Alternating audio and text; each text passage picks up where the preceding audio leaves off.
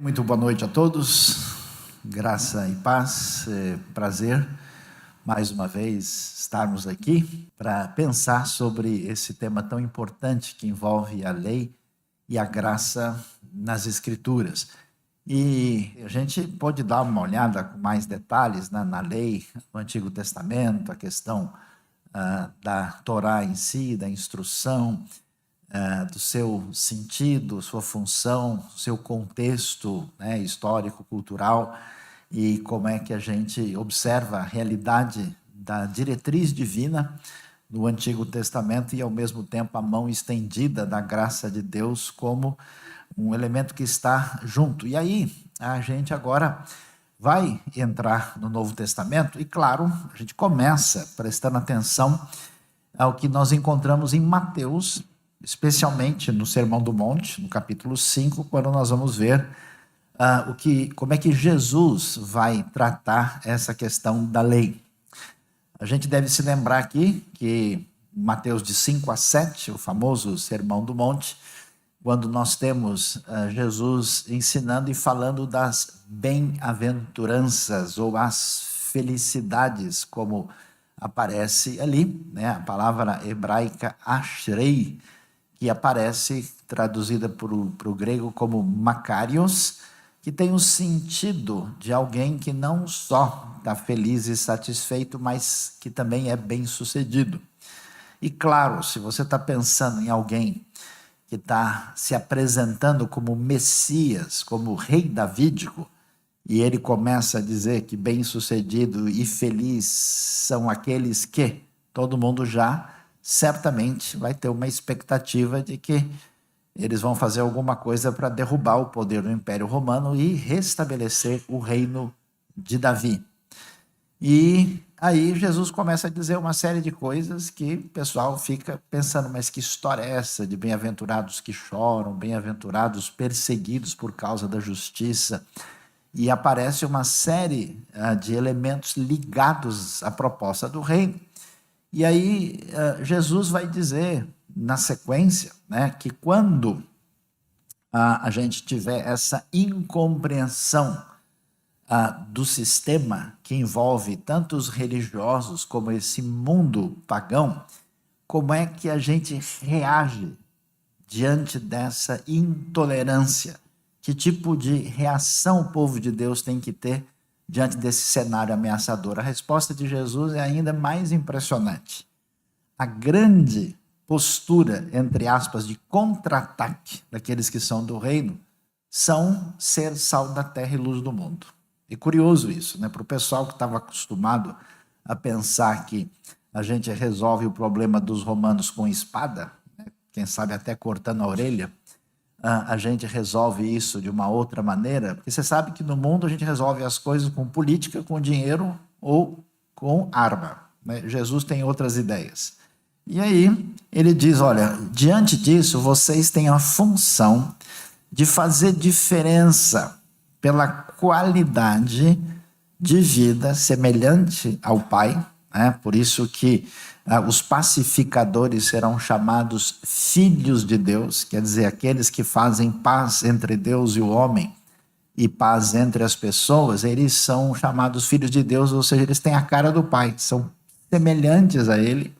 E nesse sentido, diante do mundo que se corrompe em função da realidade entre as pessoas, nós devemos ser sal da terra. E se o sal perde o sabor, quando esses que são discípulos de Jesus não têm diferença substancial, será que dá para restaurar? Não serve para nada, a não ser jogado fora e pisado pelos homens, né? É muito possível que o sal que estava sendo pensado aí tenha a ver com o sal do Mar Morto. Porque o sal do Mar Morto ele tem mais de 30 componentes químicos diferentes e ele é uma pedra branca que parece sal normal. Só que você acaba o cloreto de sódio e fica a pedra branca sem sabor nenhum, né, que tem outros componentes. E quando nos lugares mais frios, como em Jerusalém, por exemplo, que chega a nevar e fazer até temperatura negativa, esse sal é jogado também para as pessoas pisarem aquele sal que não tem mais gosto. Então a gente pode ter uma perspectiva do que acontece aqui. E aí Jesus dá a outra proposta do que envolve as pessoas que estão relacionadas com a característica do reino. Eles são a luz do mundo. Se o sal não deixa a sociedade se corromper plenamente, a luz tem uma atitude mais ativa, né? Ela se expande. Não dá para esconder uma cidade que está sobre uma montanha e ninguém também acende uma candeia e coloca debaixo de uma vasilha. Ao contrário, coloca no lugar apropriado, numa casa, né? E ilumina então a todo mundo. Então a função é que com a vida, a postura e a prática do bem dessa comunidade da fé, a gente vai estar iluminando o mundo no sentido bíblico do termo, a semelhança do que a candeia faz numa casa antiga da época de Jesus ali na terra de Israel. E diante disso, então ele vai dizer que assim brilhe a luz de vocês diante dos homens. Quer dizer, vocês devem ter essa postura de influência positiva que se propaga como a luz que pode ser vista à distância. Para quê? Para o bem que você faz, as boas obras que certamente estão relacionadas com as bem-aventuranças. Elas sejam vistas, e lembre que Jesus está sempre falando com um pano de fundo dos religiosos de Jerusalém, né, que controlam, uns controlam vamos dizer, o elemento ritual no templo, que são os saduceus, e os outros controlam o entendimento da Bíblia e a interpretação das Escrituras, que são os fariseus. Mas essas pessoas, na sua vasta maioria, que se tornam adversários de Jesus, eles não mostram um comportamento compatível com a proposta de Deus. E então eles estão numa situação de oposição. A vida dos discípulos de Jesus deve brilhar nesse sentido, para que os outros vejam e glorifiquem ao Pai de vocês que está nos céus. Então é um elemento muito significativo, né, que aparece ali. E diante desse cenário, a pergunta é: como é que a gente vai analisar a vida dessas pessoas a partir de qual referência? Qual é a discussão? A discussão que se levanta é exatamente sobre a lei. Como Jesus está numa relação de questionamento e de oposição aos pretensos guardiães da lei, a acusação que se levanta contra Jesus, olha, Jesus está indo contra a palavra de Deus. Jesus é um rabino diferente, que surge nesse lugar aqui no fim do mundo, né? A Galileia é mais ou menos o ó do Borogodó, né? Falando no hebraico antigo aqui, né? É um lugar absolutamente desprezível, não é centro religioso de nada. Então, como é que esse indivíduo, que é seguido por uma dúzia de sujeitos que estão cheirando peixe e moram ali numa pequena aldeia junto ao mar da Galileia, como é que ele quer discutir com os doutores de Jerusalém, os que parecem ser os grandes mestres da religião? E então, quando Jesus vai falar sobre o ponto fundamental da discussão, que é uma acusação que se levanta contra ele, é que Moisés diz uma coisa, Jesus diz outra. Aliás, é curioso que talvez boa parte da comunidade religiosa cristã ou evangélica realmente acredita indevidamente que Moisés falou uma coisa e Jesus apagou e falou outra. E de fato, se você pensar dessa maneira, você fala, por que o pessoal haveria de crer em Jesus se a palavra de Deus até então dizia uma coisa e Jesus vai dizer algo completamente diferente? É lógico que o pessoal ia levantar um ponto de interrogação enorme, né? Então, o que ele vai dizer? Não pense que eu vim abolir a lei ou os profetas. Veja, lei em letra maiúscula. Porque aqui nós temos uma frase que diz respeito às Escrituras. Então, Jesus diz, eu não vim lançar fora, questionar ou tirar a palavra de Deus revelada na Bíblia hebraica, no Antigo Testamento. Não, eu não vim. Pelo contrário, em vez de abolir, eu vim cumprir. E Jesus reforça a importância tão clara das escrituras hebraicas, né, da Bíblia, plenamente inspirada, presente na comunidade até então, dizendo o seguinte: digo-vos a verdade, enquanto existirem céus e terra, de forma alguma desaparecerá da lei a menor letra ou menor traço, até que tudo se cumpra. Tudo se cumpra. É interessante que as versões antigas falam de J, tio, cedilha, né? O pessoal tenta dar uma ajustada para a nossa realidade, mas o que isso significa de fato a gente já vai olhar. E ele prossegue reforçando a importância da Escritura, dizendo: todo aquele que desobedecer a um desses mandamentos, ainda que dos menores, e ensinar os outros a fazerem o mesmo, será chamado menor no reino dos céus. Reino dos céus é a mesma coisa que reino de Deus.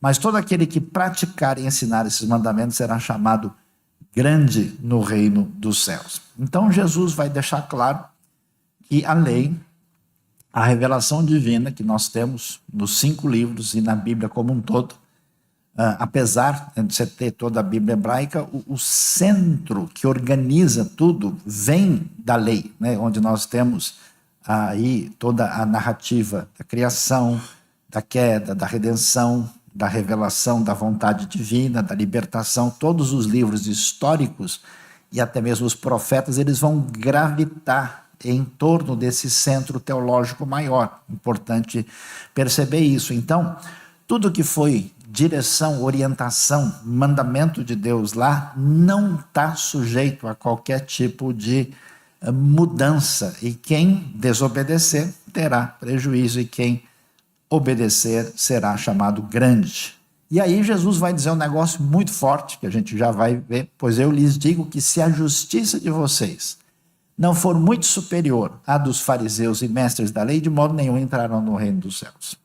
A palavra é muito forte. Essa justiça está relacionada com a realidade da lei, e a gente vai ver o que Jesus está querendo dizer com isso. Qual é o enfoque de Mateus? Mateus é o evangelho que está tendo, na sua perspectiva, no seu radar, uma audiência judaica. Então, o que Mateus está com a intenção de deixar muito claro? Está fazendo a conexão de Jesus com Abraão, né? Você vai ver isso na própria genealogia, né? A genealogia de Lucas começa lá atrás, chega até Adão. A de Mateus não. Está fazendo a conexão de Jesus com Davi, né? Tanto que você pega a genealogia do capítulo 1, você vai ver que ela tem 42 nomes, 14, 14, 14. Por que 14? Porque David, em hebraico, Dalet, Vav, Dalet, vale numericamente 14.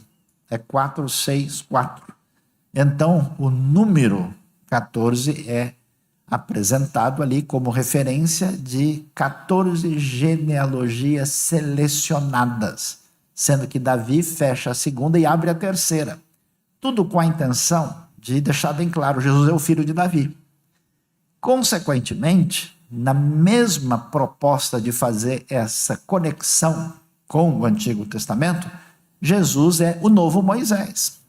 Por isso que chama a atenção o fato que, se você for ver o texto de Mateus, vai dizer que Jesus subiu a um monte. Quando você vê em Lucas, está dizendo que ele estava numa planície. Aí o sujeito mais desavisado olha e fala: tá vendo? A Bíblia tem erro de geografia. O pessoal lá não sabe se entende direito, porque um fala que é monte, outro fala que é planície. Então, com certeza, né, um não olhou direito o negócio, ou quem sabe a história nem aconteceu, ela foi inventada. A questão é que a palavra oros, né, que na verdade tem a ver com a palavra har no hebraico, ela pode significar uma cordilheira, pode significar uma montanha alta, pode significar uma colina e pode significar uma pequena elevação. Então, quando você está no Mar da Galileia, alguns lugares, inclusive o lugar proposto onde isso aconteceu, é exatamente uma inclinação, né, elevada em relação ao mar, e ao mesmo tempo, na parte de cima, ela é uma planície. Então, na prática, ela é as duas coisas. Então, como eu gosto de dizer, que a ignorância que astravanca o progresso, né? A pessoa sem ter uma compreensão mais exata se complica, né, no entendimento do texto. Por que que aparece dois termos diferentes? Porque Mateus tem uma intenção teológica. Quando ele fala que Jesus está no monte, porque ele quer relacionar o fato de que a última vez que Deus falou de uma maneira determinante foi no monte. Qual? Monte Sinai. Então você tem um Moisés, Jesus. Monte Sinai, monte das bem-aventuranças. Os 10 mandamentos e as bem-aventuranças.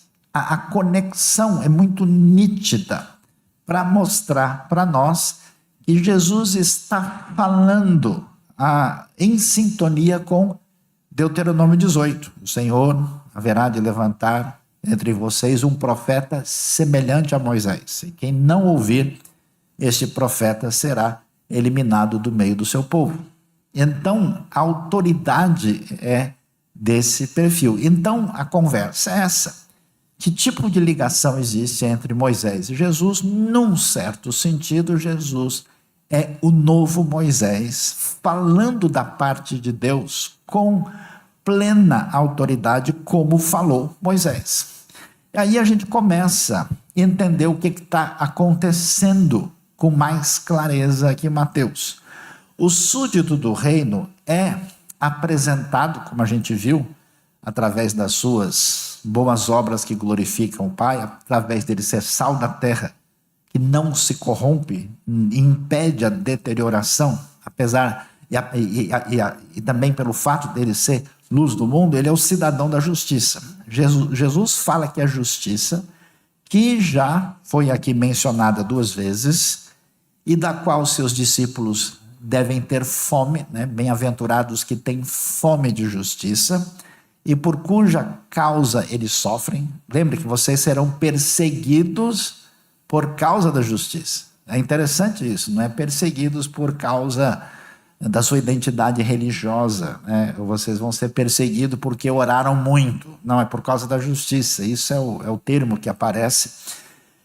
É correspondente à lei de Deus revelada. Então, como é que a gente define o que é essa realidade da justiça e como é que a gente faz essa relação entre Moisés e Jesus? O que está em vista? Estava em foco a ideia errada de que Jesus se opunha a Moisés. Portanto, era natural que muitos perguntassem que relação havia entre a sua autoridade e a autoridade da lei de Moisés. Você vai ver em vários momentos, né, especialmente quando você lê, por exemplo, João, aparece muito isso, essa controvérsia, quando se tenta estabelecer uma oposição e uma distinção e uma tentativa de deslegitimar o que Jesus fala e faz, apresentando um suposto argumento mosaico. E aí a gente vai olhar como é que isso aparece. Porque na sequência, você vai ver uma série de elementos que são fundamentais na prática religiosa do contexto judaico da época e que precisa se definir qual a orientação que a gente deve ter. Então, o que a gente faz? Por exemplo, como é que a gente lida com ira e com a questão de alguém agredir até matar uma outra pessoa? Como é que a gente faz com o juramento? O que a gente pode dizer sobre o jejum? Como é que se faz oração? Então Jesus vai estabelecer um contraponto, uma oposição, na verdade, em relação à prática dos religiosos e também, inclusive, em relação até aos próprios pagãos. Lembra lá da oração, né? Quando vocês orarem, não fiquem repetindo a mesma coisa como fazem os gentios, ou seja, os pagãos. Então, quer dizer, a proposta de Jesus ela é peculiar e ela destoa do que eles estão vendo. Então, para a gente perceber como isso é importante, veja lá a sequência no verso 21. Vocês ouviram o que foi dito aos seus antepassados, não matarás, e quem matar estará sujeito a julgamento? Mas eu lhes digo que qualquer que se irar contra seu irmão estará sujeito a julgamento. Também qualquer que disser a seu irmão, racá, que quer dizer tolo, né? Louco, mas aqui tem o sentido de herege, né? Condenado, será levado ao tribunal. E qualquer que disser louco corre o risco de ir para o fogo do inferno. Portanto, se você estiver apresentando sua oferta diante do altar, ele se lembrar de que seu irmão tem algo contra você, deixe a sua oferta ali diante do altar e vá primeiro reconciliar-se com seu irmão, depois volte e apresente sua oferta. Entre em acordo depressa com seu adversário que pretende levá-lo ao tribunal. Faça isso enquanto ainda estiver com ele a caminho, pois caso contrário, poderá entregá-lo ao juiz, o juiz ao guarda e você poderá ser jogado na prisão. Eu lhe garanto que você não sairá de lá enquanto não pagar o último centavo. O que a gente percebe aqui nessa colocação de Jesus, que começa a questionar o tipo de mentalidade religiosa que tinha se definido em torno da lei. Nas 6 antíteses, Jesus fala muito: vocês ouviram o que foi dito. Eu, no entanto, porém, vou dizer outra coisa. No primeiro momento, a gente lê isso, a gente acha que Jesus está citando o Antigo Testamento. Em alguns casos, a citação bate com o Antigo Testamento, mas não só. Bate com o Antigo Testamento conforme apropriado pela tradição judaica. Por exemplo, Jesus vai dizer assim: vocês ouviram o que foi dito aos antigos, amarás o teu próximo e odiarás o teu inimigo? Não tem nenhum texto da lei falando que você deve odiar o inimigo. Isso foi desenvolvido depois pela própria tradição. Inclusive, nos escritos do Mar Morto, quando você vê lá o pessoal de Qumran falando, né, dessa questão da guerra dos filhos da luz contra os filhos das trevas, aí você tem realmente uma coisa na direção de odiar o inimigo. Aliás, o próprio Antigo Testamento vai dizer coisas muito diferentes. Se você vê o jumento do seu inimigo perdido, você vai lá e levante. O texto famoso de Romanos, que é uma citação do Antigo Testamento, diz que se você tratar bem o inimigo, você vai juntar o quê? Brasas vivas na sua cabeça. Então, qual é a questão? Jesus não contradizia as Escrituras, mas a tradição. A maneira como se apropriaram da lei para fazer dela uma espécie de arcabouço de desenvolvimento religioso que acabou se degenerando numa manipulação da lei para propósito próprio. Por isso que Jesus vai dizer, né, para os seus opositores: vocês estão brigando tanto sobre a importância do sábado, mas se um animal de vocês cair num buraco no sábado, vocês vão dar um jeito de fazer a coisa diferente, porque vai ter prejuízo. Né? Então, a coisa foi numa outra direção. Então, ele não contradizia, não a palavra de Deus que liam, mas a tradição oral dada aos antigos, e que eles tinham ouvido, uma vez que os escribas continuavam ensinando-a nas sinagogas.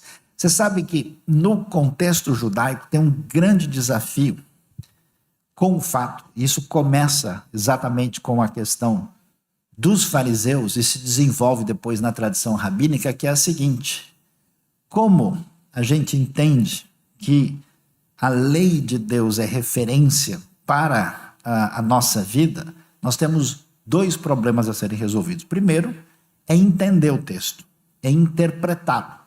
E segundo, é praticá-lo. E aí, nessa questão da interpretação do texto, o que aconteceu foi o enfoque razoavelmente literalista, mas com uma ideia que não entendeu muitas vezes o propósito da lei. Os rabinos passaram a fazer comentários da lei e dizer como é que a lei de entender, tinha que praticar isso. Por exemplo, o mandamento da lei dizia: você não pode cozinhar o cabrito no leite da mãe do cabrito, né? O leite da cabra. O que quer dizer isso? Que não deve cozinhar o cabrito no leite da cabra. Mas a tradição judaica depois entendeu que não deve comer cheeseburger, que esse bife à parmegiana que você gosta está fora de cogitação, porque, segundo eles entenderam, não é para comer carne com queijo. É possível que esse mandamento foi dado em função de algum tipo de ritual que os cananeus faziam, que que tinha outro significado e não necessariamente fosse um mandamento de perfil dietético, mas eles entenderam assim. Então, nesse sentido, não só eles entendiam, desenvolver uma preocupação com a lei, de tal forma assim, pode ser que a gente vá falhar em algum detalhe específico da lei, então vamos exagerar nesse cumprimento aqui para não dar nenhuma possibilidade de cometer qualquer falha.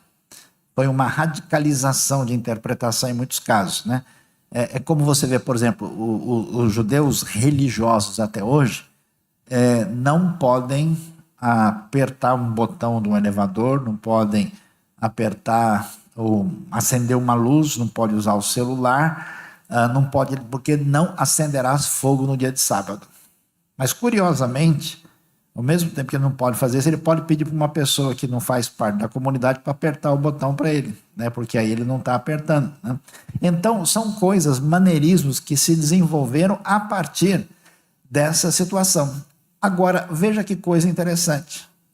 Apesar disso, esse tipo de postura literalista e legalista parece uma coisa mais séria de alguém que está querendo cumprir a lei nos detalhes. Mas, na verdade, Jesus vai dizer, olha, não é bem assim, não, vocês estão indo para um outro caminho. Porque o que os escribas e fariseus estavam fazendo, a fim de tornar a obediência mais fácil, era restringir os mandamentos e esticar as permissões da lei. Tornavam as exigências da lei menos exigentes e as permissões da lei mais permissivas. O que quer dizer isso? Aí que está. É a nossa, às vezes, falta de compreensão da realidade da lei. O que a lei de fato apresenta? A lei vai dizer para a gente que você deve o quê? Amar a Deus sobre todas as coisas. Amar não é coisa que surge no Novo Testamento. Está lá no Deuteronômio 6. É derivado do Shema Israel. E dizendo que você deve amar o próximo como a si mesmo. Então, os mandamentos são reflexos disso. Se você não entender a intenção da lei, o fato de você cumpri-la externamente não entende de fato o que está em jogo nessa conversa. Você não foi chamado, né? Olha, o que você vai fazer? Você vai cortar aquela barriga ali. Não, mas como assim? Não, você vai fazer uma cirurgia para salvar uma vida. Então é isso que quer dizer cortar a barriga? Então agora entendi. Então qual é o foco dessa situação? Então, qual era a preocupação? Olha, você não pode, né, matar uma pessoa. Bom, se eu enfiar a faca e o cara morreu depois, não fui eu que matei. Aí é uma outra história, né? Tanto é que eu estava lendo uma vez um material que falava de médicos judeus estritos e religiosos, o que eles podem e não podem fazer. E uma das discussões é se ele pode, por exemplo, fazer a cirurgia no seu pai ou na sua mãe. E aí a discussão não pode, porque aquele que feriu o seu pai e a sua mãe será morto. Não, mas ele está operando, mas está ferindo. Então, como é que vai ser? Então, sei lá, alguém corta, depois o cara mexe, como é que vai? Aí tem toda a discussão, né? Como é que isso? Então, esse tipo de percepção. Jesus inverteu as duas tendências, insistiu que fossem aceitas todas, aí que está, as implicações dos mandamentos de Deus sem a imposição de limites artificiais. Enquanto que os limites que Deus estabelecer às suas permissões também deviam ser aceitos e não arbitrariamente ampliados. Por isso é que Jesus vai dizer o que está por trás, de fato, do mandamento. Aí ele vai dizer, então você acha que não matar é só praticar o golpe? O problema é mais profundo. Por isso que quando a gente vê no ambiente religioso, as pessoas começaram a fazer perguntas, eu posso vestir roupa azul, posso usar, né, o óculos vermelho, posso, né, fazer isso, aquilo, né? Eu posso beber guaraná sem gás, né? Quando começa esse tipo de pergunta, você fala, não, o pessoal está numa outra dimensão, não está entendendo o que está por trás. As perguntas sugerem que o sujeito não entende a razão de ser da lei. está quase seguindo, como eu estava falando com o Natan hoje, a teologia do Cebolinha, né? O Cebolinha, o que é a lei? É o marido da Lainha, né? Ele não está sabendo absolutamente nada. Vê se o pessoal está acompanhando, se já desligou, né? O negócio está fora de lugar. Então, quando a gente vê não matarás, primeiro, não matarás não quer dizer não matarás pernilongo, né? Significa não cometer homicídio, quer dizer, não cometer assassinato, para entender bem qual é o foco. Os escribas e fariseus procuravam restringir a aplicação do sexto mandamento apenas ao ato do homicídio. Isso é, matar alguém derramando o sangue da pessoa. Se pudessem se esquivar disso, achavam que tinham obedecido ao mandamento. E era isso que os rabinos na época ensinavam. Jesus discorda da maneira como eles lidam com o mandamento. A verdadeira aplicação da proibição era muito mais ampla. Incluía pensamentos e palavras, além de atos. Ira e insulto, além do homicídio.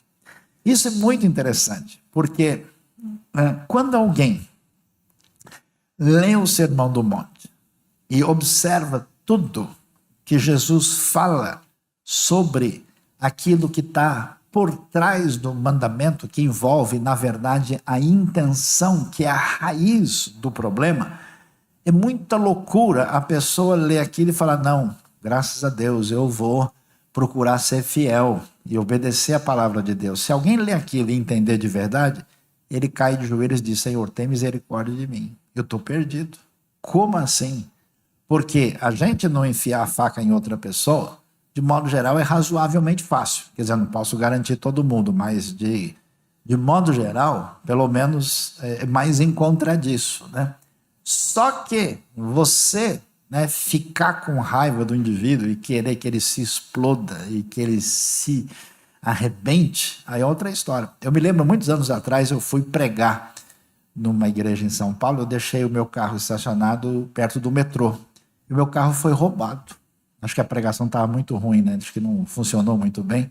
E aí eu voltei tarde da noite, fui procurar o carro e vi que não estava, e procurei, rodei, e vi que foi roubado. Quando caiu, né, a ficha, eu entendi que o carro foi roubado, eu pensei assim, puxa, tomara que o ladrão bata o carro e se arrebente. Olha que doideira. Pode uma coisa dessa, né? Vocês não podem convidar esses preletores ruins aqui para falar. E aí, depois eu caí em mim e falei, caramba, né? Aí Deus me fez perder um outro carro, já comecei a me converter razoavelmente, né?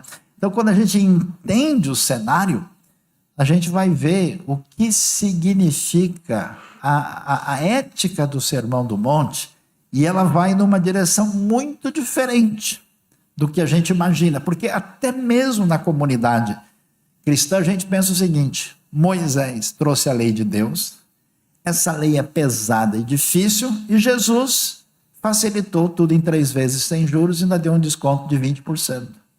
É isso que muita gente tem na cabeça. E pasmem vocês, é exatamente o contrário. E aí, o que a gente vê? A justiça do reino tem como referência a lei de Deus, a lei revelada a Moisés.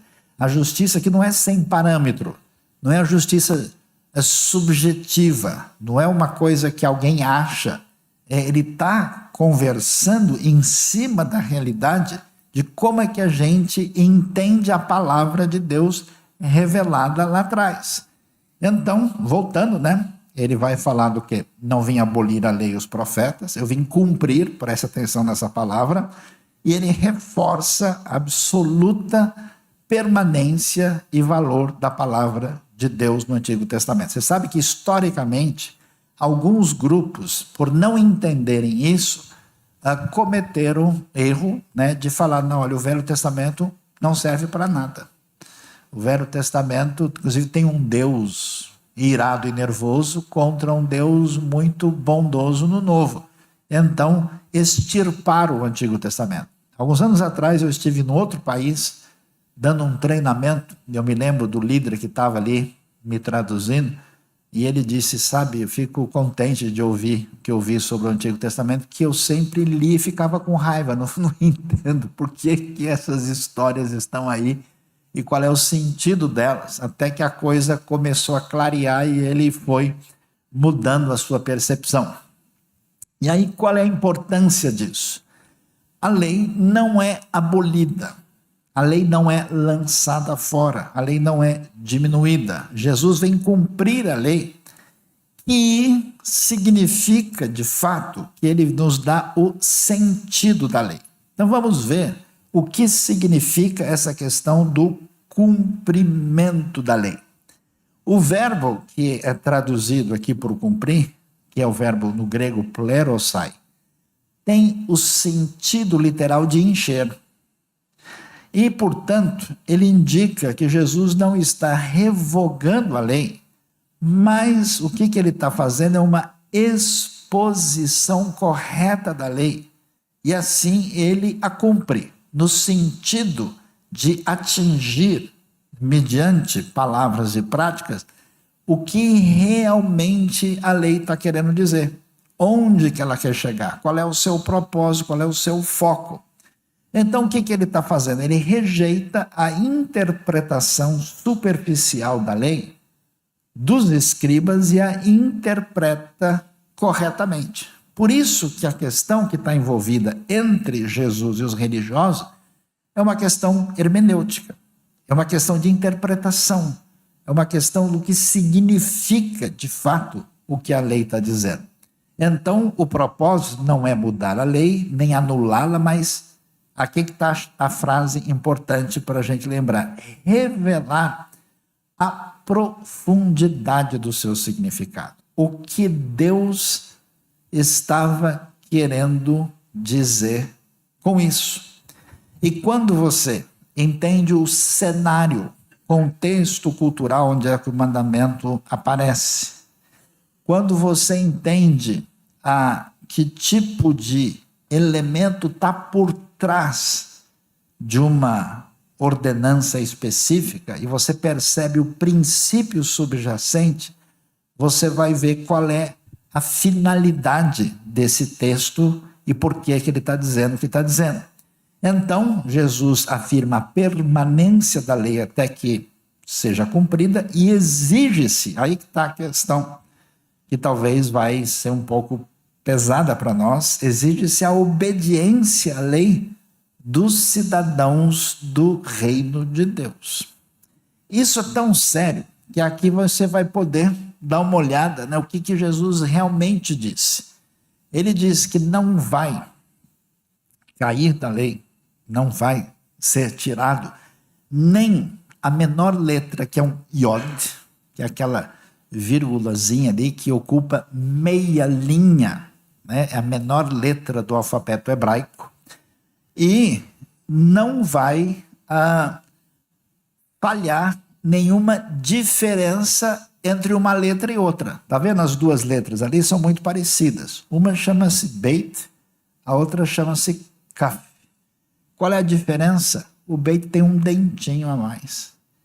Esse tipo de diferença que Jesus está dizendo que não vai cair da lei, que não vai falhar da palavra, nem o menor traço. Então não há dúvida. Esses dias eu estava conversando com o pessoal e alguém me disse, não, que eu via um grupo de teólogos aí dizendo que eles não seguem um livro, eles seguem Jesus.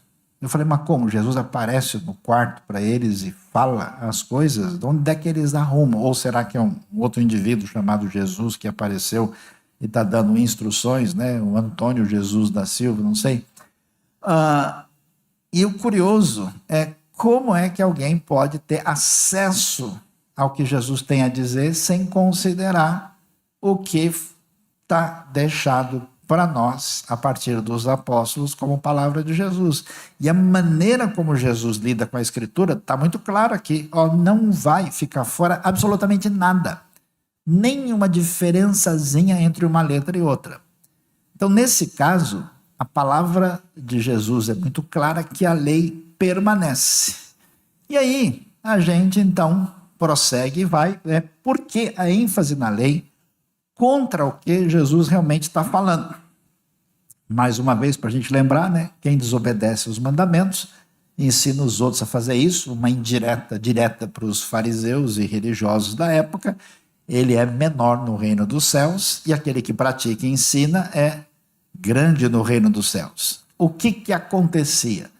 A gente acha que jeitinho é coisa de brasileiro, que nós somos os grandes, né, inventores e criadores desse negócio. Meu amigo, esse negócio de jeitinho é antigo, né? Aliás, em hebraico tem até o verbo dar um jeitinho. A gente diz lehistadeira. Lehistadeira. Eu preciso dar um jeitinho agora. Então fique sabendo que a gente chegou atrasado. Quer dizer, a gente também faz isso além do jeitinho, né? Agora o atraso não sei se foi a gente que inventou, mas vamos lá. Os fariseus contentavam-se com uma obediência externa e formal à lei. Era a conformidade rígida à letra da lei, sem dar atenção à intenção das palavras. Jesus, então, vai ensinar que as exigências de Deus são muito mais radicais. A justiça que agrada a Deus é uma justiça interna, de mente e de coração, e ela alcança as nossas motivações. A gente sabe muito bem disso, né? E muita gente, no envolvimento com a religião, é um movimento de formalidade. O sujeito vai à igreja porque a calça dele é crente, a calça vai sozinha, né? Já está indo. Se ele não for, ela aparece lá, que ela está acostumada e conhece o caminho, né? A pessoa faz isso porque ele tem amigos no lugar, porque ele tem outras coisas em mente, mas não tem aquele desejo de fato de obedecer a Deus. Então Jesus rejeita a tradição religiosa e não a lei. E aí nós vamos ver como é que Jesus faz a hermenêutica da lei. Como nós mencionamos, você tem 613 mandamentos contados pela tradição judaica em toda a Torá, que estão devidamente resumidos nos 10 mandamentos. Então Jesus vai dizer o quê? Que todos os mandamentos da lei, em última instância, eles têm duas direções muito claras. Uma é, ou ele é uma forma de amar Deus, ou é uma forma de amar o próximo. Então, se alguém não entende qual é a razão de ser do mandamento, essa pessoa não está sintonizada com a vontade de Deus. E nesse sentido, né, literalmente, Mateus 22 diz que os mandamentos estão pendurados nesses dois. Quer dizer, eles gravitam, eles estão girando em torno desses dois princípios, né? Vocês conhecem a história daquele indivíduo que passou no sinal vermelho e chegou lá na frente, né? O guarda parou ele e ele falou: que negócio é esse? Por acaso você não viu o sinal? Ele falou: o sinal eu vi para o guarda, eu não vi foi o senhor, né? Então a coisa é mais ou menos essa, né? A gente faz e obedece uma coisa sem qualquer intenção, entendimento e disposição. Aliás, eu pessoalmente acho que se a gente for sincero e verdadeiro e começar a ler a Bíblia e lidar com ela de verdade, a primeira coisa que acontece é a gente levanta uma série de dúvidas e perguntas e questionamentos. Por isso que eu não acredito em crente sossegado que nunca tem crise, nem dúvida e nem problema. Todo mundo que se converte de verdade fica doido. Amém, irmãos? Todo mundo que, porque você entra numa crise, você vê a sua realidade, vê a vontade de Deus, vê uma série de textos. Então eu fico assim olhando a sinceridade das pessoas. Escuta, mas eu estava lendo um negócio lá, não é possível. Como assim? Por quê? Agora, quando o cara não está nem aí, ele nunca se importa, porque ele está querendo ver se o Farroupilha vai ser derrotado pelo Grêmio. Essa é a grande preocupação dele, né? Se não vamos mudar de assunto, estamos entrando nas questões religiosas, é mais complicado aqui.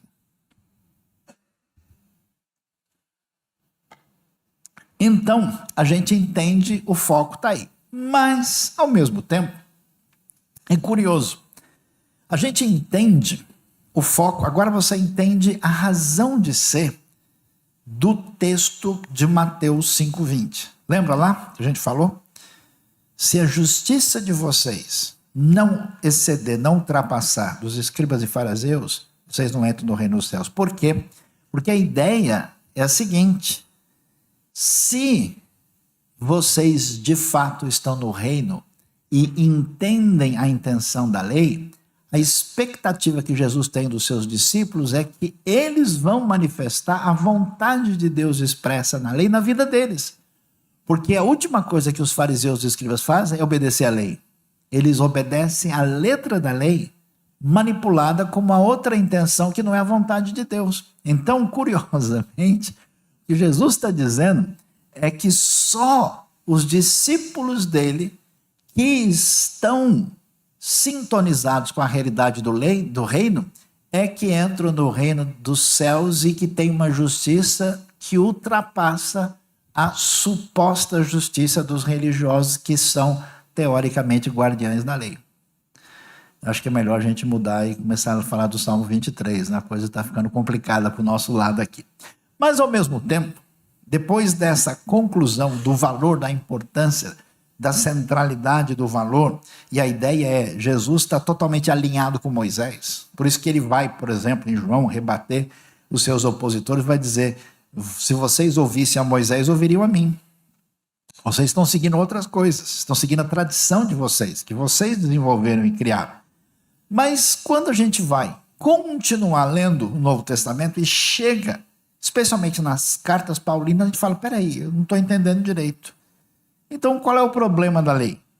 Porque muitos lugares do Novo Testamento parece criticar a lei, até parece que a lei está numa relação de oposição em relação à graça. Preciso de ajuda aqui urgente, que lá não está ligada a tomada e o computador está acabando aqui. Está vendo? Que não seguiu a lei aqui. Não está na tomada lá, está solto.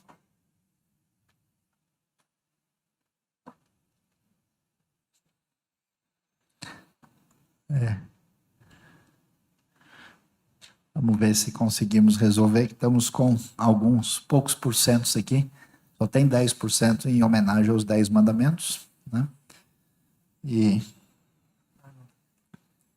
Eita, então caiu daí, desculpa. Quando eu puxei, caiu. Obrigado. Olha, técnica aqui da minha parte, então vamos lá. Agora tá ok.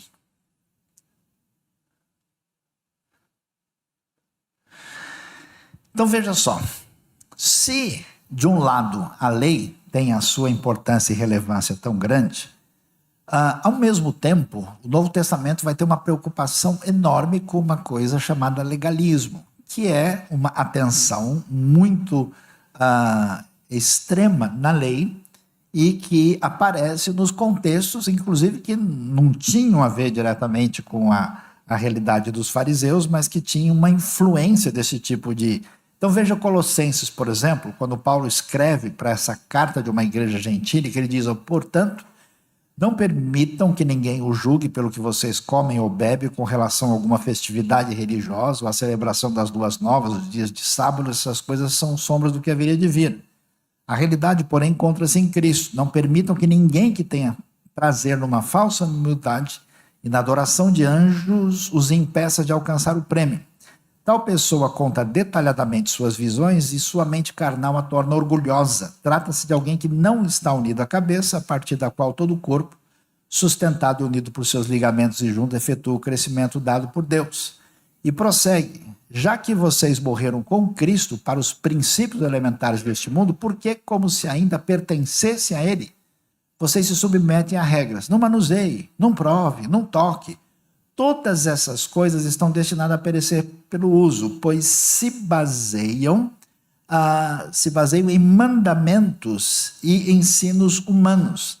Essas regras têm, de fato, aparência de sabedoria com sua pretensa religiosidade, falsa humildade e severidade com o corpo, mas não têm valor algum para refrear os impulsos da carne. Então veja que o legalismo que a gente escuta e ouve, a gente pensa que isso é um problema exclusivo da tradição judaica. A gente imagina que a questão do farisaísmo foi uma coisa que aconteceu no ambiente judaico por causa das características dele. Mas, na verdade, o que a Bíblia revela para a gente, que da mesma maneira como o próprio Antigo Testamento revelou a palavra divina, mostrando a vontade de Deus e a graça de Deus e aquilo que é verdadeira espiritualidade e a religiosidade daqueles indivíduos se perdeu, esse tipo de vírus, esse tipo de inclinação complicada, porque na verdade o legalismo é uma maneira humana, antropocêntrica, de fugir do amor de Deus e de produzir verdadeira espiritualidade. Você desloca o que é importante e começa a substituir por coisas que mostram que a pessoa não tem a sua relação com Deus realmente definida por uma relação pessoal, pela sua graça, pela sua bondade, pelo seu amor, como se deveria ser. E entre os colossenses, mesmo sendo, lá pelo contrário, a coisa foi uma coisa mais complicada, que juntou um misticismo complicado com o legalismo. E o legalismo produz o quê? Uma preocupação indevida com coisas secundárias e desnecessárias e que enche uma pessoa de medo de coisas desse tipo, e ele fica apavorado, e eles até diziam: se você não fizer tais coisas, os espíritos elementares vêm puxar o seu pé de noite, vêm complicar a sua vida, e virou um caos. Então, nesse cenário, de maneira semelhante, Paulo vai falar do assunto em Gálatas, né, que é na verdade, a sua primeira carta. Possivelmente, há uma discussão se é a primeira ou depois, mas uma das suas primeiras cartas. E aí o que acontece?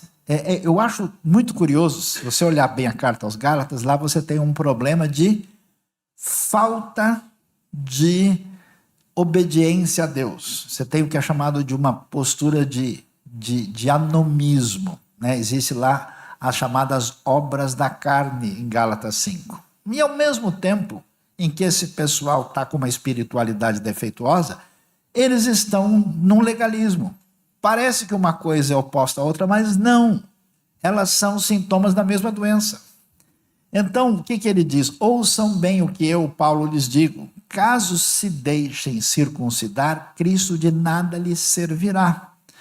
De novo declara todo homem que se deixa circuncidar, que está obrigado a cumprir toda a lei. Vocês que procuram ser justificados pela lei, separaram-se de Cristo, caíram da graça. Paulo bate forte dizendo: olha, o que acontece em Gálatas? Esses gentios se convertem, e aqueles que estavam na comunidade da fé, que eram de tradição judaica, falaram: não, antes do indivíduo poder crer no Messias de Israel, ele tem que se tornar um judeu religioso como nós. Então, todos os elementos cerimoniais e até de característica cultural da tradição judaica começou-se a exigir deles. É curioso que essas coisas Paulo não tem nenhum problema quando elas fazem parte da tradição de fé e cultural de um judeu. Por exemplo, Timóteo se converte e Paulo manda ele se circuncidar, até porque ele haveria de testemunhar no próprio ambiente judaico. Mas, quando os Gálatas acham que eles vão ganhar algum ponto diante de Deus porque estão fazendo a circuncisão, Paulo diz: ó, de jeito nenhum, vocês não podem fazer isso. Se vocês estão fazendo isso, vocês não entenderam nada. Então, nesse cenário, a gente então vai ver como é que Paulo vai lidar com a questão da lei. Olha só o que Romanos 7 diz. Diremos então: a lei é pecado? De maneira nenhuma. De fato, eu não saberia o que é pecado a não ser por meio da lei, pois na realidade eu não saberia o que é cobiça se a lei não dissesse não cobiçarás. Mas o pecado, aproveitando a oportunidade dada pelo mandamento, produziu em mim todo tipo de desejo cobiçoso, pois sem a lei o pecado está morto. Antes eu vivia sem a lei, mas quando o mandamento veio, o pecado reviveu e eu morri. Descobri que o próprio mandamento destinado a produzir vida, na verdade, produziu morte. Pois o pecado, aproveitando a oportunidade dada pelo mandamento, enganou-me e por meio do mandamento me matou. De fato, a lei é santa, o mandamento é santo, justo e bom. Então, o que é bom se tornou em morte para mim? De maneira nenhuma. Mas para que o pecado se mostrasse como pecado, ele produziu morte em mim por meio do que era bom. De modo que por meio do mandamento ele se mostrasse extremamente pecaminoso. O que Paulo vai deixar claro? A mesma palavra que está em sintonia com o que Jesus diz. Na lei não tem problema nenhum. A questão é que ela é boa, é santa e justa, ela é a referência devidamente entendida da vontade de Deus, O problema qual que é? O problema é você. O problema é você e eu. Jogar você no mato, o mato devolve, não quer. Porque você está cheio, né, de situações que, pelo fato da nossa condição pecaminosa, a lei acaba, como resultado, apenas ressaltando essa realidade. Ela revela quem nós somos. Então, o que a gente vai descobrir quando a gente estuda Romanos e Gálatas, conforme Paulo? A primeira coisa importante, a lei não pode justificar nem salvar. Qual é a diferença que os fariseus e a tradição rabínica desenvolveram teologicamente? Porque os dois movimentos, na verdade, são semelhantes e paralelos. O que foi feito? Na tradição rabínica, entendeu-se que a lei ela é uma referência de comportamento que, se alguém a pratica, ele vai ser considerado tzadik, considerado justo diante de Deus pela prática do mandamento. E como é que a gente faz para conseguir fazer isso? Você tem que baixar a vara para saltar, né? Você sabe como é que funciona. Toda igreja legalista, ela vai ter que colocar a coisa de um jeito que você consiga, entre aspas, cumprir. Porque se você coloca a vara na altura que Jesus colocou, aí a gente para de conversar e muda de assunto. Essa é a questão. Então, a lei nunca foi capaz de justificar nem salvar, mas na tradição rabínica ela desenvolveu esse tipo de procedimento. Por isso que tem meios de fazer com que o indivíduo acredite que ele obedeceu o mandamento. A gente vai ver isso com clareza quando Paulo conversa com a tradição judaica em Romanos capítulo 4, ele vai dizer o quê? Pessoal, vocês não leram a Bíblia direito? Vamos abrir a Torá? O que está escrito lá? Que não é possível que alguém seja considerado justo pela prática da lei, porque o primeiro que foi considerado justo, chamado de justo na Bíblia, foi Abraão. Ele foi considerado justo. Quando? Antes de ser dada a lei. Antes de haver circuncisão. Então fica claro que Deus chamou de justo aquele que cria na promessa e na esperança de redenção. Então a ideia é muito clara, que a pessoa só pode ser salva pela fé, tanto no Antigo como no Novo Testamento. A salvação no Antigo Testamento é pela graça, como também no Novo. Por isso que o pessoal, eu não entendo como é que Davi fez o que fez e Deus o perdoou. Como é que a gente vê o que aconteceu com tantas pessoas lá, né? Por quê? Porque a graça de Deus esteve presente na história. Nós vamos descobrir também que a lei cerimonial não é exigida dos gentios. O Novo Testamento deixa claro isso. Nada dessas coisas, pelo contrário, Paulo bate firme. A lei cerimonial, como nós vimos ontem, lendo Hebreus, cumpriu-se em Cristo. Então não faz sentido querer praticar isso. E vamos ver isso com atenção. Na sequência, nós, num certo sentido específico, não estamos debaixo da lei. Isso não quer dizer que não tem princípio, não tem lei nenhuma, vamos já ver, e sim da graça. O que quer dizer, então, essa frase? Nós não estamos sob a lei. Em que sentido? Não é que não matarás, não adulterarás, não terás outros deuses, agora não está valendo mais. O Velho Testamento é a lei, então, meu amigo, tudo que não tiver explícito no Novo está liberado. Não é essa a ideia. Nós não estamos sob a lei no sentido civil e judicial. Por quê? Porque nós estamos sob o período da graça de Deus em que o Evangelho atinge todos os povos, raças, tribos e nações. Nós não estamos sobre a gerência da lei conforme dada a Israel naquela situação. Nós não estamos sob a lei no sentido religioso e cerimonial, que ela apontava para o Messias, foi cumprida em Cristo, não estamos presos à ordenança de cerimônia, mas estamos aí sob a graça do Evangelho. E não estamos sob a lei quando se fala no sentido moral, no sentido que se somos de Cristo, não estamos agora sob a sua condenação. Estamos cobertos pela graça de Cristo.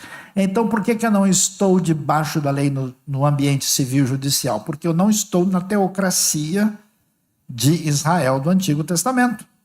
Então, a teocracia de Israel do Antigo Testamento dizia coisas do tipo: a feiticeira não deixarás viver. Bom, nós temos a lei de Deus, a palavra está aqui.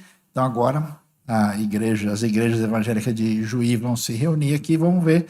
A gente procura todo mundo que tem algum tipo de envolvimento com feitiçaria. Não é essa a proposta estabelecida. Nós não estamos nesse mesmo tipo de regime.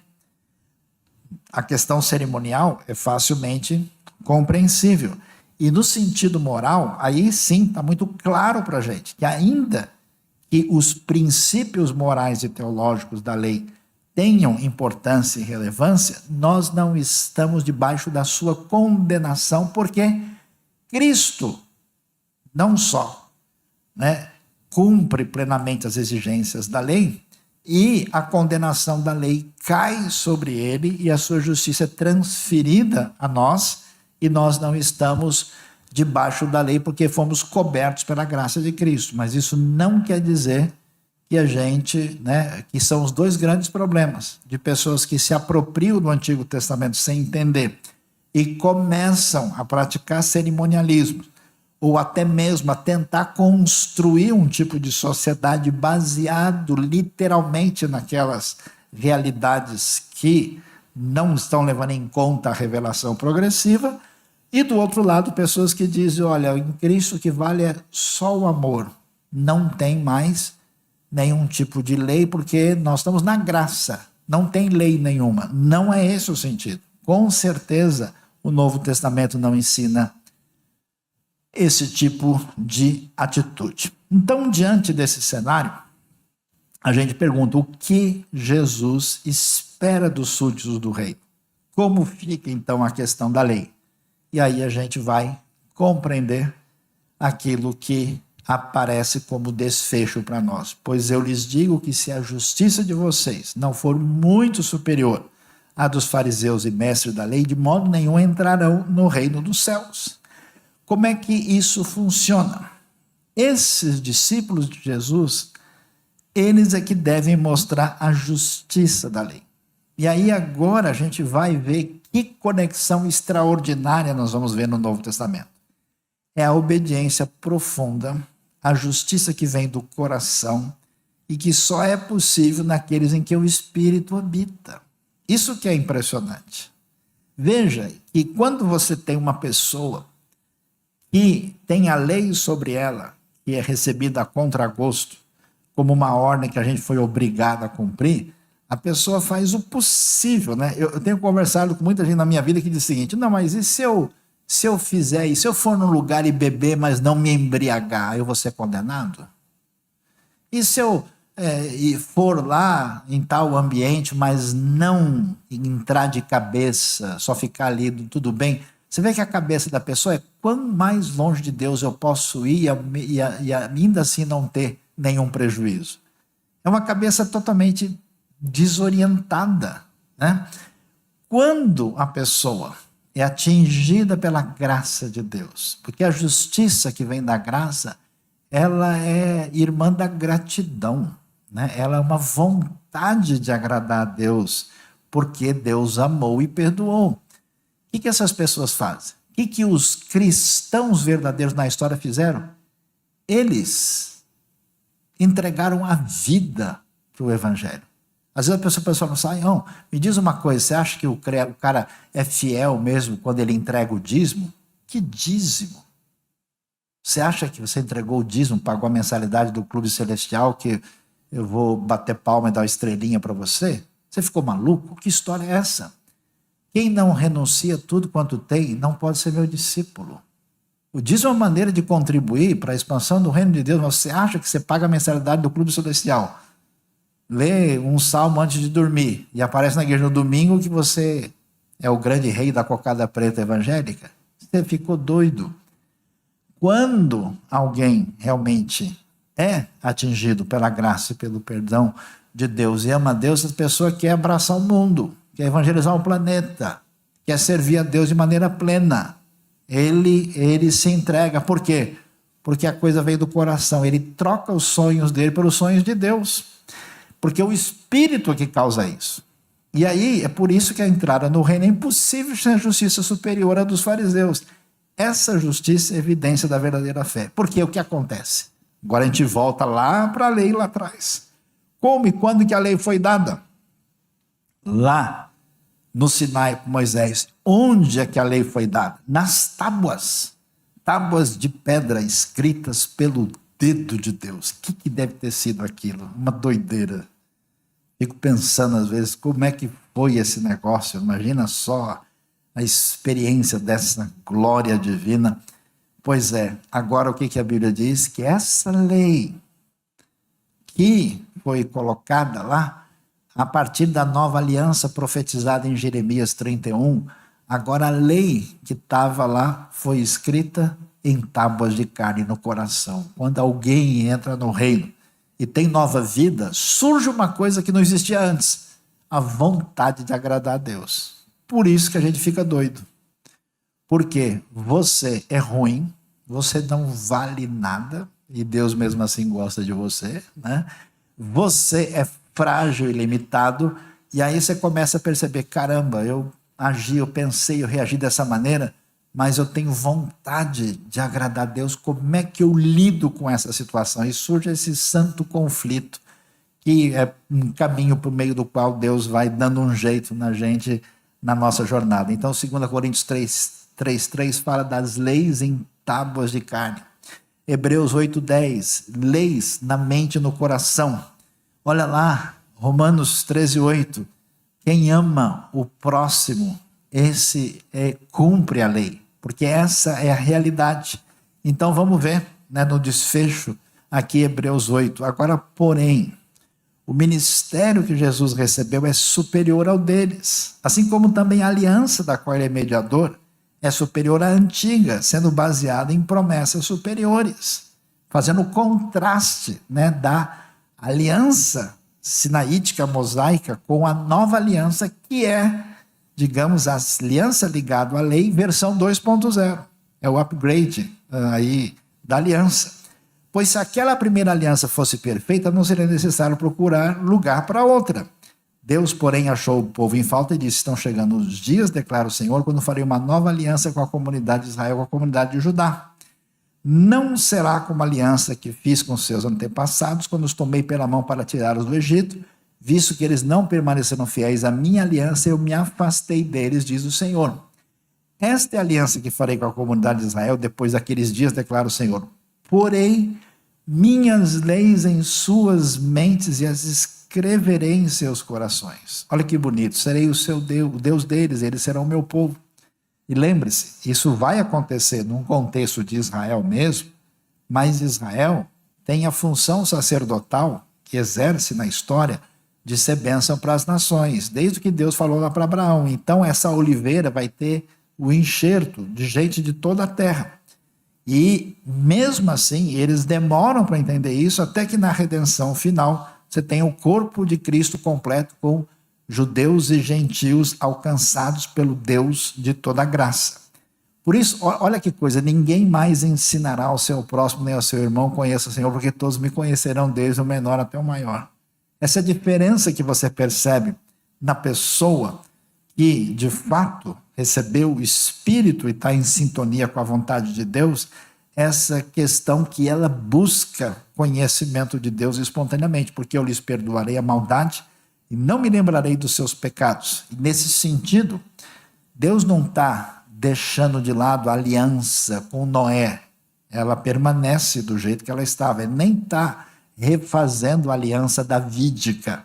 Ele está falando da nova aliança, que tem conexão com a aliança mosaica.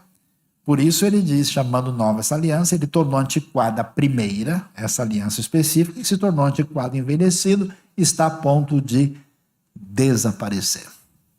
Então, que Deus nos ajude, nos abençoe a ler com atenção a palavra divina, a entender a profundidade, o valor, tudo que está envolvido na lei, entender o desafio, né, que a gente talvez não imagine isso, né? Bom, Jesus facilitou para a gente que Moisés tinha deixado difícil.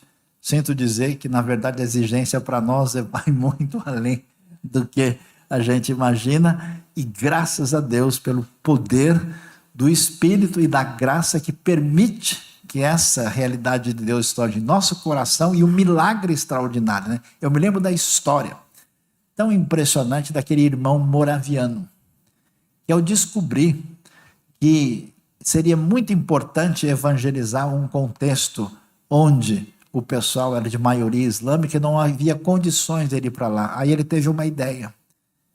Havia a possibilidade de você resgatar um cristão, alguém que foi escravizado e que estava lá, e você podia se oferecer para ficar no lugar do indivíduo. Aí eles liberavam a pessoa e ele ia para lá no lugar. Então ele foi para lá para fazer da sua vida alguém que ia ser escravo para sempre, com o único objetivo de proclamar o Evangelho de Cristo. Isso nenhum tipo de lei é capaz de fazer. Só o poder do Espírito de Deus com a vontade divina em nosso coração. Que Deus nos abençoe. Gostaria de perguntar, tem alguém aqui que tem alguma pergunta relacionada ao tema? Em determinado momento, uma vez, o professor e doutor Carlos Augusto Vailate fez uma afirmação em uma aula. Ainda dentro deste contexto de lei, ele disse que Jesus era fariseu. Eu gostaria que o professor comentasse sobre, por gentileza. Essa discussão e sugestão, ela tem um lado que a gente deve levar em consideração e tem o outro lado que a gente deve questionar. O testemunho dos evangelhos mostra que Jesus aparece como uma espécie de rabino independente.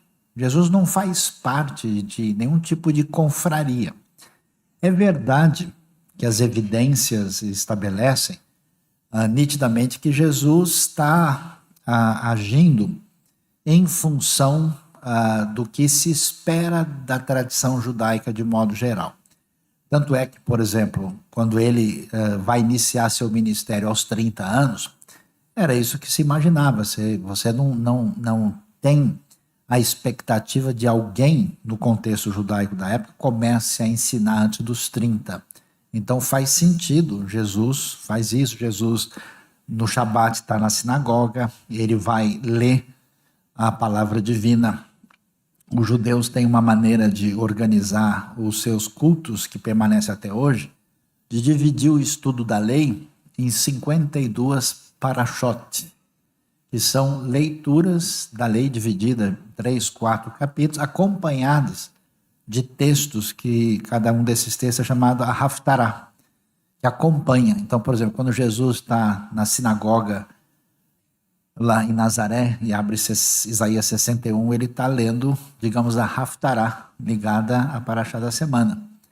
E então você vê Jesus se encaixando bem nesse cenário como um todo. Aí, o que acontece? Nos dias de Jesus, a gente tem o quê? Os saduceus, que estão ligados principalmente ao templo, e são gente, digamos, uma casta religiosa superior, e que controlam toda essa questão litúrgica e cerimonial. Os fariseus são aqueles que se dedicam ao estudo da lei e à interpretação da lei, e a gente ainda tem os chamados essênios ou judeus do deserto, que são tanto quanto apocalípticos e que estão decepcionados com a religião instituída, né? E outros grupos que não são assim tão ligados muito especificamente à religião, mas que têm desdobramentos, como os zelotes, que são, né, revolucionários que querem acabar com a presença romana. O que o pessoal percebe é que a maneira como Jesus fala, como ele responde, como ele cita as escrituras, de todos os grupos é mais parecida com a dos fariseus. É esse o sentido. Mas daí, você concluir e dizer que Jesus era um fariseu, Aí você já ultrapassou uma realidade que vai, digamos, além das evidências. No passado, por exemplo, teve gente que sugeriu outra coisa, que Jesus era tipo um essênio, né? Que o pessoal de Qumran era parecido com Jesus e depois isso perdeu um pouco de força e mais recentemente o pessoal tem enfatizado esse aspecto, tentando que Jesus é um fariseu. Eu acho muito improvável que você possa dizer, se você chegasse para um fariseu da época e falasse: você conhece o Rabi Yeshua lá da Galileia, que anda falando lá nos povoados, então ele é do grupo de vocês? Eu duvido muito que o fariseu fosse dizer: ah, sim, claro, ele está com a gente aí e tal. Pensa um pouco diferente, mas tudo bem.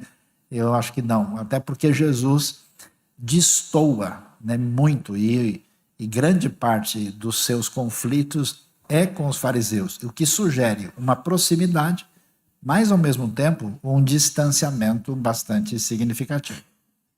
Então, acho que depende do que a gente quer dizer, não dá para fechar dessa forma, não. Boa noite, pastor, tudo bom? Ainda nesse tema sobre os fariseus, nós temos hoje no meio cristão uma conotação muito negativa com relação a esse termo, né? A gente até brinca, né, que fariseu é quase como que um sinônimo de hipocrisia hoje, né? Então a gente, quando quer xingar alguém, diz: ah, sou fariseu, né? Então eu queria pedir uma explicação um pouco maior ainda sobre esse grupo, de modo geral, porque temos esse lado e temos outro lado em que dizem que eles contribuíram muito para uma reforma religiosa que houve na época dos Macabeus e também antes, né, no exílio babilônico, e também alguma explicação referente aos convertidos depois, até como o próprio apóstolo Paulo fala algumas vezes, né, que ele ainda era um fariseu, né, ele discorre várias vezes: eu sou um fariseu. Então, que tipo de implicação isso teria e como que a gente pode interpretar, talvez, de uma melhor forma esse grupo hoje? Então, de fato, você tem razão. A interpretação da comunidade, vamos dizer, religiosa, da cristandade de modo geral, vê a palavra fariseu como um xingamento, né? Uma maneira de você depreciar alguém. Você fala: esse cara é um fariseu, né? E os fariseus, os chamados perushim, né, que eram, digamos, os separados, na verdade, de todos os grupos religiosos que existiam, eram os melhores. Era o pessoal mais sério. Eu sei que talvez vocês não vão gostar muito, mas os fariseus eram a nossa cara, né?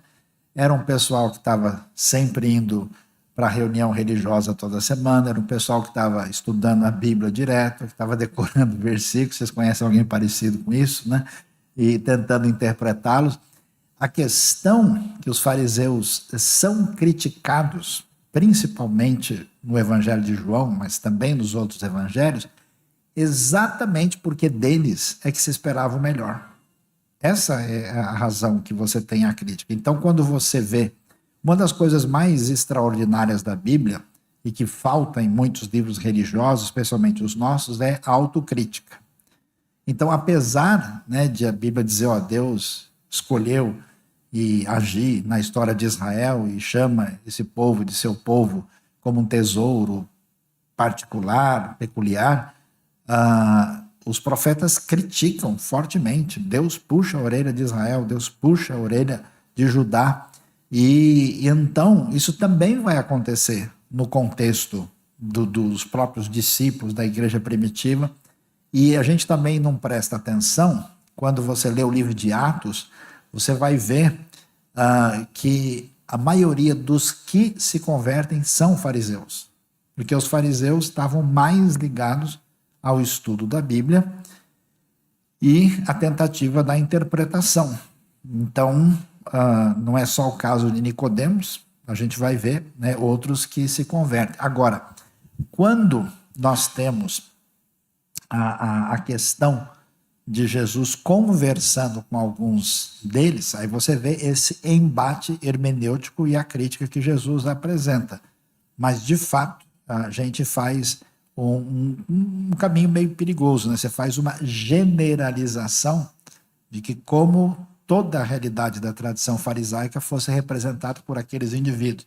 A mesma coisa acontece com os judeus, né? Quando você lê do Evangelho de João, que intencionalmente critica os judeus, assim como Isaías critica Israel, critica Judá, aí o pessoal faz uma leitura daquele termo étnica. Tá vendo? Todos os judeus são parecidos com os judeus que discordaram de Jesus em João, sendo que Jesus também é judeu, os discípulos também são judeus. Então, tem razão, os fariseus são criticados porque, no contexto judaico, eles são, digamos, o grupo mais sério e mais dedicado. Inclusive, todo o judaísmo antigo desapareceu. O judaísmo dos essênios e do pessoal do deserto, o judaísmo dos zelotes, o judaísmo dos saduceus, que estava ligado ao templo, o judaísmo que nós temos, rabínico, desenvolvido até os dias de hoje, com exceção dos caraítas, é um judaísmo derivado do farisaísmo. O judaísmo rabínico mantém a sua caminhada de construção, de reflexão, né, na Bíblia hebraica e na tradição, a partir das raízes farisaicas. Pastor, temos uma pergunta do grupo online. A pergunta é a seguinte: nesse mesmo sermão, que seria o Sermão do Monte, né, o Senhor Jesus vem fazendo um juízo baseado na interpretação errada dos mandamentos. Mas no capítulo 7, versículos 1 a 4, diz que não devemos fazer juízo. Por gentileza, me ajude a compreender a lógica de Jesus e qual é a verdadeira interpretação deste mandamento. Será que Jesus ele tropeçou no cadarço e fez juízo errado? Então, está falando de Mateus capítulo 7, né? O que diz de fato o texto? A gente precisa dar uma olhadinha aqui para confirmar direitinho o que a gente encontra lá em Mateus capítulo 7. Deixa eu ver aqui, que é para a gente ler sem falha e não ter problema. Na verdade, com certeza, a questão do juízo, ela não é algo que aparece de maneira equivocada naquilo que Jesus apresenta. O texto, deixa eu ver, eu estou tentando localizar aqui, para ler o texto mesmo diretamente, mas não aparece aqui. Deixa eu só pegar aqui.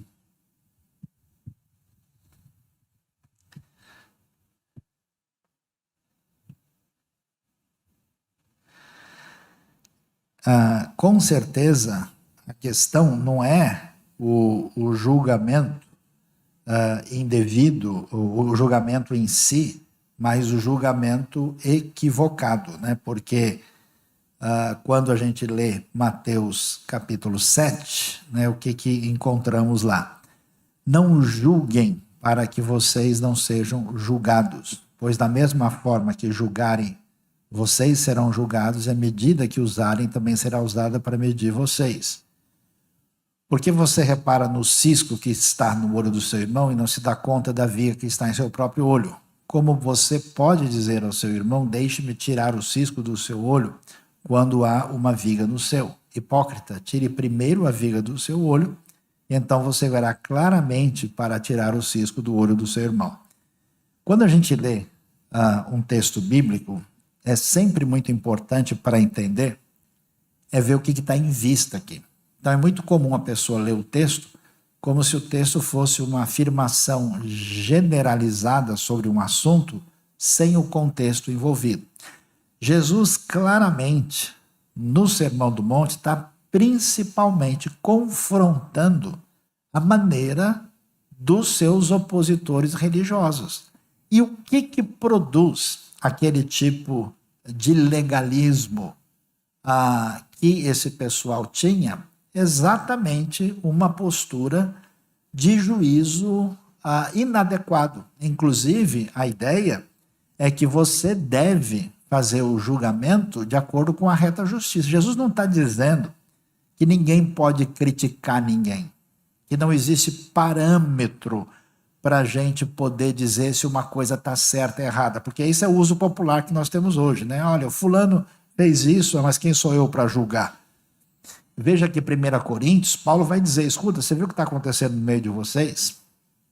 Tem um sujeito aqui que está vivendo com a madrasta dele. E como assim? E vocês acham que está tudo assim? Vocês não estão, né, julgando isso adequadamente? Vocês devem resolver essa situação, não permitindo a continuidade do malfeitor entre vocês. Então, o problema não é de ter uma opinião, de estabelecer uma distinção se isso está certo ou errado, até porque Jesus está o tempo todo corrigindo perspectivas indevidas, e a mesma coisa fazem os apóstolos nas epístolas. O problema é quando você faz isso de maneira equivocada. Então você deve julgar de acordo com a reta justiça. Você não pode fazer um julgamento aleatório, arbitrário, subjetivo, mas não tem como você ver uma coisa absurda e falar, não, quem sou eu para julgar? O sujeito matou o outro, mas deve ter alguma razão, então não vou dizer nada sobre isso. Claro que isso não faz sentido. Pastor, boa noite. O senhor comentou ali anteriormente sobre essas duas dispensações diferentes da lei, né? Então a lei que é revelada primeiro ao povo de Deus, escrita, né? E aí após, então, na nova aliança, gravada em nossos corações.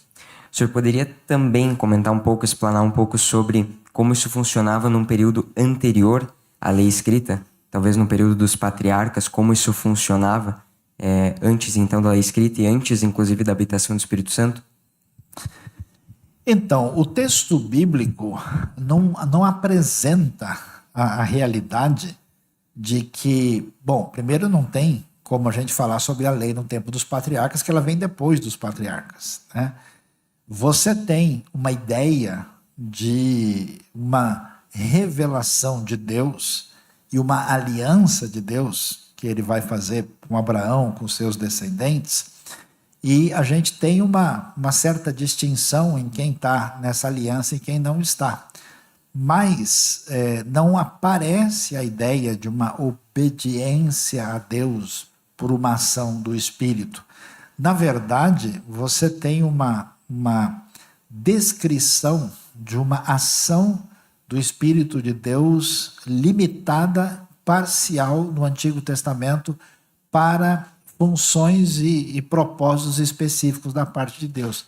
É curioso, por exemplo, que aparece bastante a ideia dessa ação do Espírito em Juízes, né? O Espírito de Deus caiu sobre o fulano, veio sobre ele. A gente vai ver também na história toda do profetismo isso acontecendo.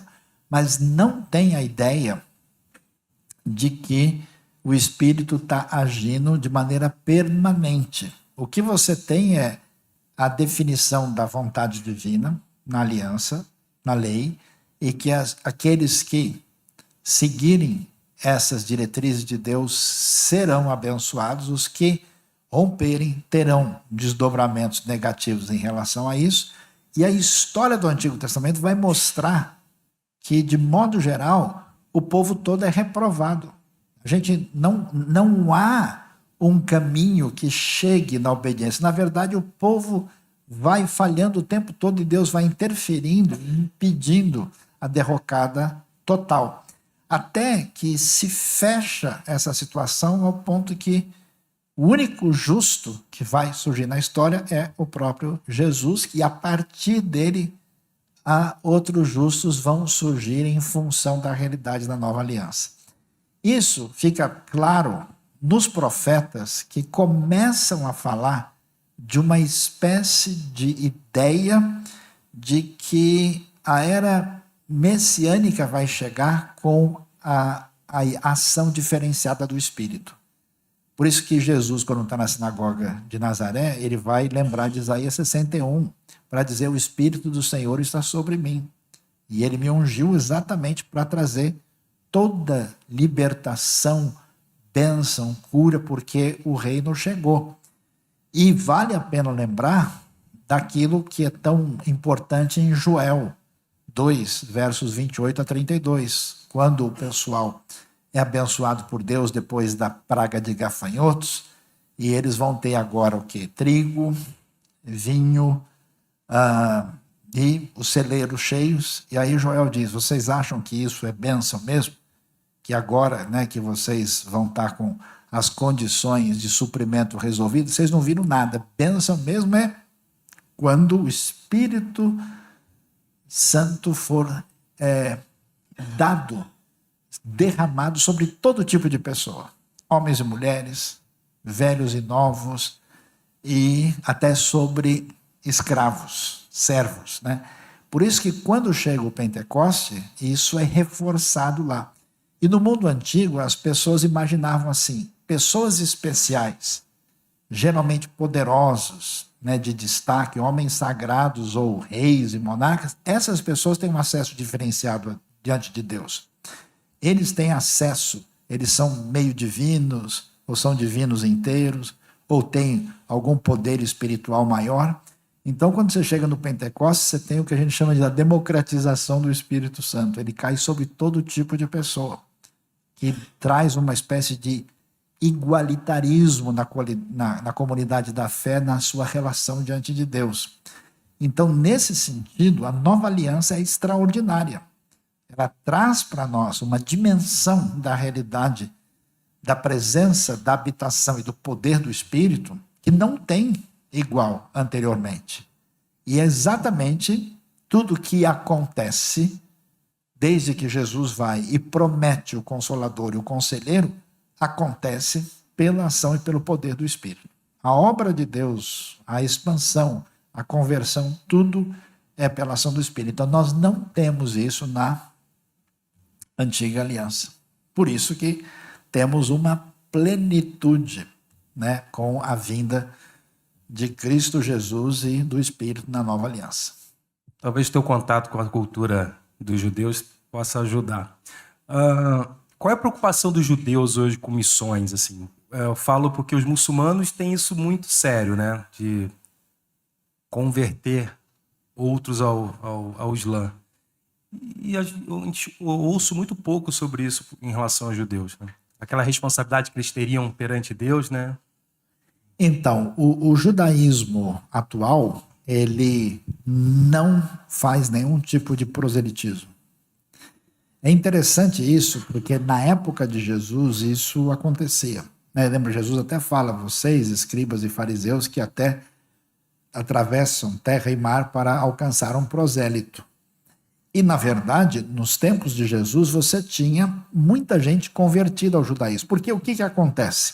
Quando os pagãos do ambiente do Império Romano olham para os judeus, eles começam a falar, pô, esses caras são estranhos, eles são diferentes, né? Primeiro é que todo mundo tem um templo cheio de estátua e deuses, e eles não têm nada. Eles têm um templo gigante em Jerusalém e não tem nada lá dentro, não tem nenhum lugar do mundo que existe isso. E se você falar e pensar em fazer qualquer coisa, os caras morrem e não deixam, né? E o imperador romano, todo o templo pagão, ele colocava a estátua dele lá junto. E está tudo certo. Os outros povos aceitavam, misturavam. E os judeus não, passa por cima do nosso cadáver, mas você não pode fazer isso. E aí o pessoal falava, peraí, que tipo de gente é essa? Depois, eles tinham costumes diferentes, regras de alimentação diferentes, não se misturavam com romanos, com gregos, e não estavam nem aí para pretensa superioridade romana, o que levava o pessoal a ter uma antipatia. Falava, mas o que esses caras acham que eles são? Quem é dono do mundo é César, Roma, todo mundo beija o pé dos caras e eles agora querem se achar grande coisa. Então havia uma antipatia muito forte com relação aos judeus e eles eram considerados problemáticos. E a questão é que a vitória que eles tiveram durante o período macabeu, né, nesse período dessa revolta do chamado período asmoneu, que trouxe uma certa independência aí desde o ano 140 a.C., depois que eles venceram os gregos. Isso aumentou uma espécie de nacionalismo judaico muito forte, que os romanos chegaram na Terra no ano 63 a.C. com Pompeu. E aí esses nacionalistas, né, aumentou-se muito essa expectativa de um Messias militar, e eles falavam, não, a gente um dia bateu nos gregos, a gente vai bater nos romanos também. Mas, nessa brincadeira toda, os pagãos olhavam e falavam, olha, a sinagoga funciona. Esse pessoal cuida dos órfãos, cuida das viúvas, eles têm uma relação, têm uma série de comportamentos éticos, os pagãos estão vivendo lá numa série de costumes práticos, os caras vão lá para as orgias, encher a cara, os judeus são diferentes. Então isso abre um caminho para que os outros se interessem pelo judaísmo. E nesse período começa a haver uma espécie de tentativa dos judeus de atrair pessoas para o judaísmo. Aí você tem o prosélito, que é um indivíduo convertido ao judaísmo, e você tem o temente a Deus, como Cornélio. Cornélio é um militar romano, como Lídia. E o que acontece? Eles vão enfrentar um grande desafio. Eles acham legal no judaísmo Deus único, acham bonito as regras de assistência social, o valor da família, mas quando começam com todos os detalhes cerimonialistas, eles falam, não, tá maluco, esse negócio não dá. E aí o que esse pessoal fica? Eles ficam amigos da sinagoga. Olha, eu acredito na lei, nos profetas, no Deus único, mas entrar nesse esquema legalista eu estou fora. Por isso que a gente entende, quando Paulo começa a pregar e anunciar o evangelho e diz, olha, pessoal, vocês podem crer em Cristo, ter salvação, e vocês não precisam se tornar como judeus religiosos, não só a coisa vai pegar fogo, muitas dessas pessoas já estão meio que preparadas, como acontece com Cornélio, como os judaizantes ficam revoltados, porque eles vão dizendo, caramba, a gente está tentando fazer os caras pisarem no quadrado, e aí o pessoal agora veio, tipo, liberou, que história é essa? Então você percebe esse elemento. Agora, o que acontece? Com o crescimento da tradição cristã, a tradição judaica foi ficando cada vez mais fechada e exclusivista. Então, no decorrer dos séculos, os judeus até ainda, digamos, aceitavam prosélitos, convertidos, mas já de longa data eles chegaram à seguinte conclusão: que aquilo que Deus tem a dizer para Israel é exclusivamente de Israel. Não é para ser colocado para ninguém. E como é que ficam os outros povos? Bom, eles estão sujeitos a leis gerais de Deus, que eles chamam, no judaísmo, de leis noéticas.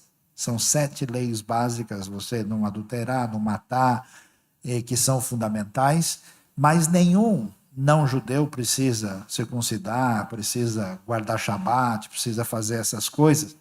E eles dizem o seguinte: Deus vai tratar cada um conforme o conhecimento que ele tem. Então, o judaísmo se fechou, não tem qualquer interesse e acaba sendo um particularismo ligado a uma tradição religiosa, cultural e étnica. Só que, ao mesmo tempo, o contexto judaico é um contexto de muita liberdade, discussão e conversa. Então, eu vou dizer para você que existem pelo menos 10 categorias diferentes de judaísmo.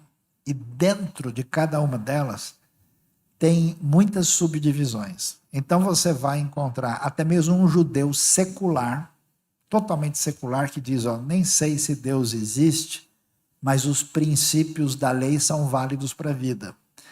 E o judeu ultra-ortodoxo, extremamente conservador, que não aperta o botão do elevador no Shabat e até pergunta se o queijo que ele vai comer, se ele pode comer, porque parece que tem queijo fermentado cujo micro-organismo vive no porco. Então, melhor não arriscar para a gente seguir a tradição direitinho. Finalizando, tem um negócio curioso. Poucos grupos judaicos fazem proselitismo interno. O mais famoso é um que segue um rabino famoso da Polônia, que era chamado o Rebbe Lubavitcher, é de um grupo chamado Beit Chabad. E esse pessoal do Beit Chabad, eles vão atrás dos judeus meio devagar, que não estão nem aí, tentam, vamos dizer, fazer uma espécie de evangelização interna para puxar o sujeito para ser um sujeito observante. Então aí eles vão atrás, tem centros no mundo e ficam indo atrás do indivíduo para ver se ele se envolve. Mas eles não se interessam por pessoas que não são de tradição judaica. Inclusive, se qualquer pessoa quiser se converter ao judaísmo e ele for para um grupo ortodoxo e se apresentar, 3 vezes seguidas a conversão dele vai ser negada. Não importa o quanto ele tenha se consagrado, que ele tenha se dedicado, que ele tenha acertado, eles vão negar o tempo todo. Aí, se na 4ª vez o cara voltar falando, então parece que ele está querendo mesmo, aí eles começam a considerar. É um jeito de pensar muito diferente.